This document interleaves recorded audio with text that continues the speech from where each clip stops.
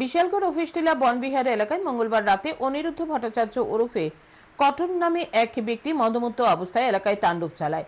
মদমত্ত অবস্থায় অনিরুদ্ধ ভট্টাচার্য এলাকার বাসিন্দা সুজিত সাহার বাড়ির গেট ভেঙে দেয়। সুজিত সাহার ভাই কাজল সাহা এগিয়ে আসলে কাজল সাহার নাক ফাটিয়ে দেওয়া হয়। পাশাপাশি শিবু দেবনাথ নামে অপর এক ব্যক্তির বাড়িতেও আক্রমণ চালায় অনিরুদ্ধ ভট্টাচার্য। অভিযোগ, বেশ কিছুদিন ধরে নেশাগ্রস্ত অবস্থায় হাতে লাঠি নিয়ে এলাকায় তাণ্ডব চালিয়ে আসছে অনিরুদ্ধ ভট্টাচার্য। ঘটনার পর বিশালগড় থানার পুলিশ বিশালগড় হাসপাতালের সামনে থেকে অভিযুক্ত অনিরুদ্ধ ভট্টাচার্যকে আটক করে। ঘটনাকে কেন্দ্র করে এলাকায় চাঞ্চল্য বিরাজ করছে।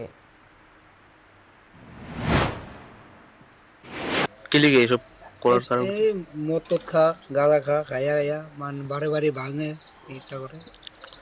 কতদিন ধরে এরকম করতেছে? অনেকদিন ধরে করতেছে।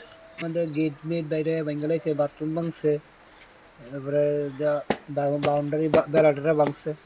কারোর কি মারধর করছে? হ্যাঁ, কারোর কি মারধর করছে? বড় ভাইয়ের মারছে।